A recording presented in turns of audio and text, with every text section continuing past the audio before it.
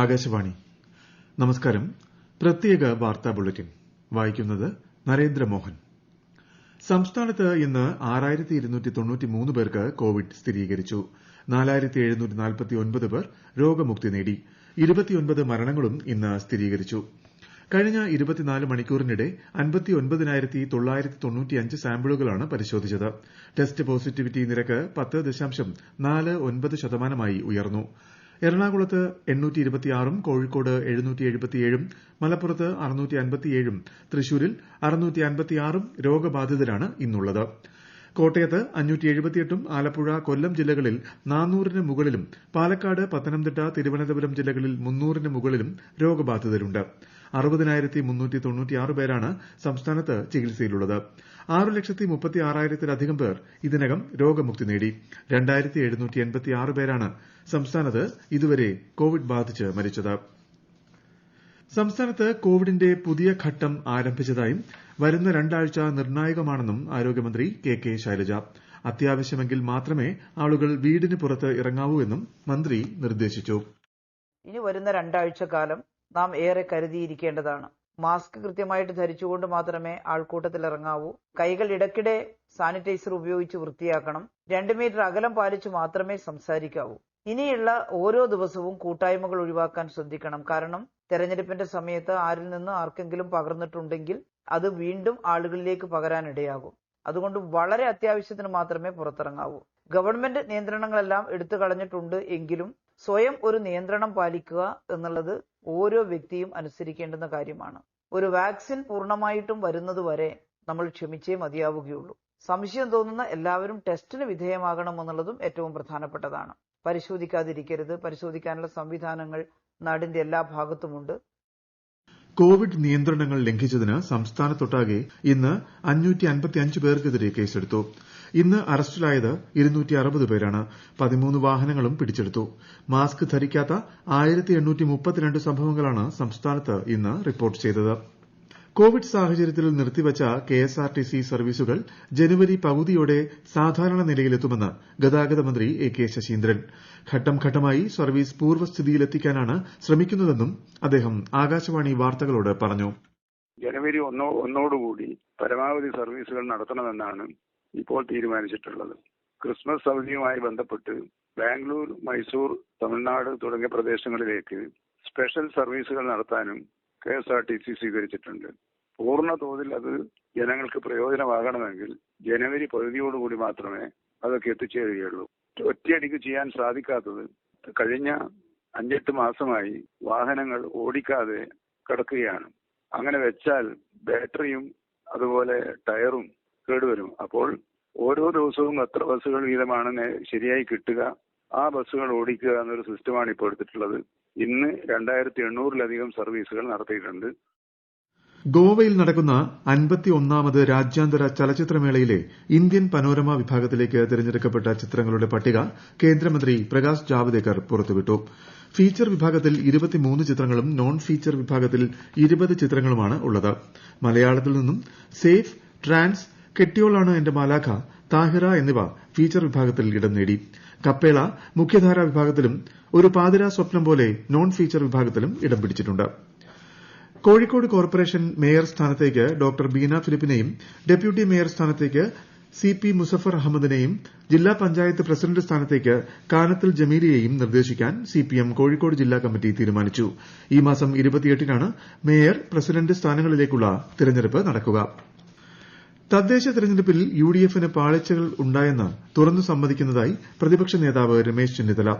UDF യോഗത്തിനു ശേഷം നടത്തിയ വാർത്താ സമ്മേളനത്തിലാണ് പ്രതിപക്ഷ നേതാവ് ഇക്കാര്യം അറിയിച്ചത്.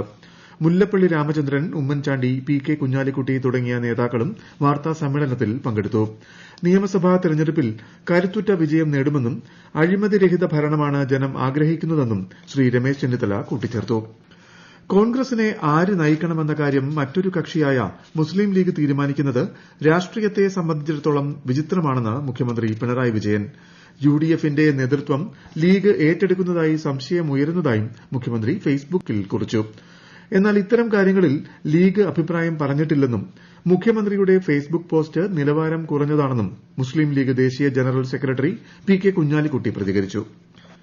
ശബരിമലയിൽ സാധനങ്ങൾ വാങ്ങിയതിലെ അഴിമതിയുമായി ബന്ധപ്പെട്ട് തിരുവിതാംകൂർ ദേവസ്വം ബോർഡ് മുൻ സെക്രട്ടറി വി എസ് ജയകുമാറിന്റെ പെൻഷൻ ആനുകൂല്യങ്ങൾ തടഞ്ഞുവയ്ക്കാൻ ദേവസ്വം ബോർഡ് തീരുമാനിച്ചു.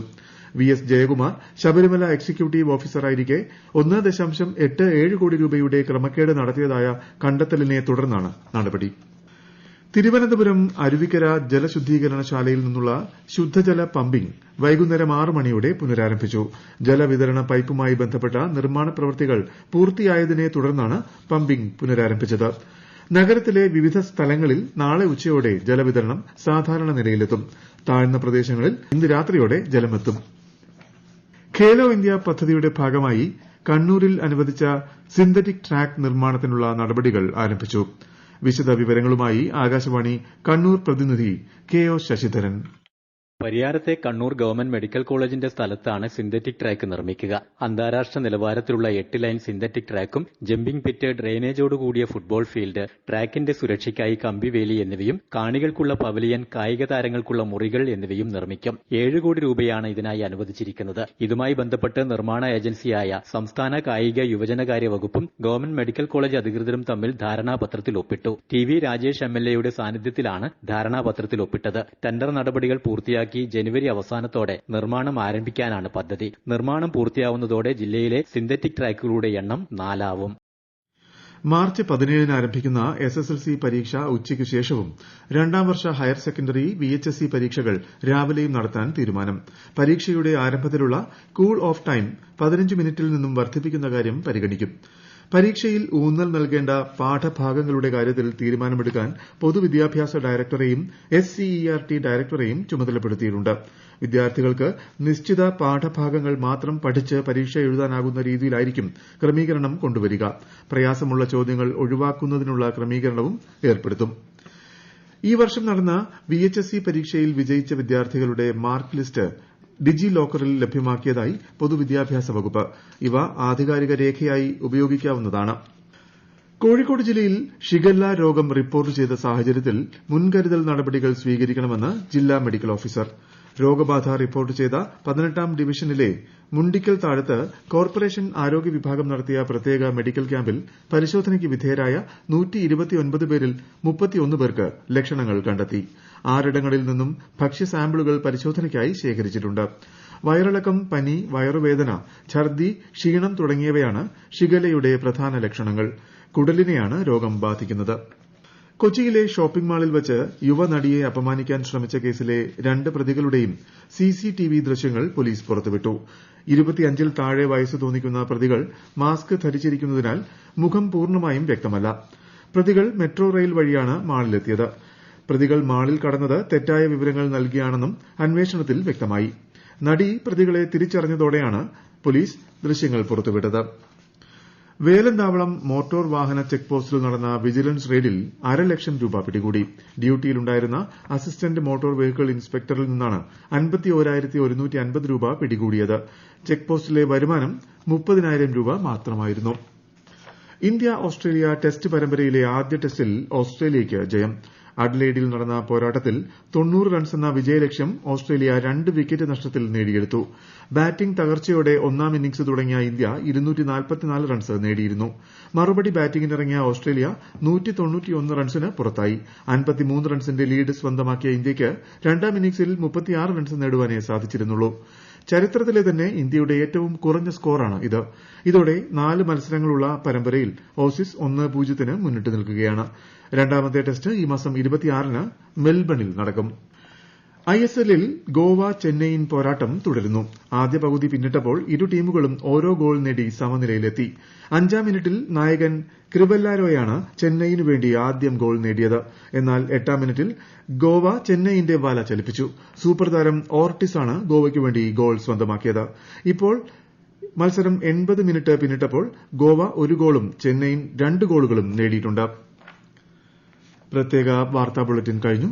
ആകാശവാണി വാർത്തകളും വാർത്താധിഷ്ഠിത പരിപാടികളും all India radio news Thiruvananthapuram എന്ന യൂട്യൂബ് ചാനലിൽ ലഭ്യമാണ്. കൂടുതൽ വാർത്തകൾക്കായി @all India radio news Thiruvananthapuram എന്ന ഫേസ്ബുക്ക് പേജും @AIR News_TVM എന്ന ട്വിറ്റർ ഹാൻഡിലും സന്ദർശിക്കാം. അടുത്ത വാർത്താ പ്രക്ഷേപണം നാളെ രാവിലെ 6:45-ന്.